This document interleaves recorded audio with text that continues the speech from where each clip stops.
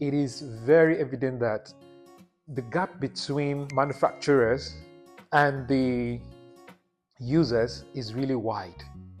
The gap between the designers who come first, even before the manufacturer, to the end user, it's elaborate. So we need to bridge this gap so that people get to understand that anything you see, use, that is around you where you are currently is a product of design.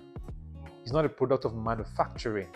Manufacturing is just one of the steps in the circle of producing anything you see. I take, for instance, the camera we're using now to have this session came from design before it went into manufacturing. They didn't just start manufacturing it. So it came through a thought process. The thought process, then they have to sketch what the design architecture will look like. And then from the design architecture, then you take it to animation, creating animation. Then from animation, then you create a prototype. Prototype, you move into production. So you see where production comes to play. Production is closer to the market already.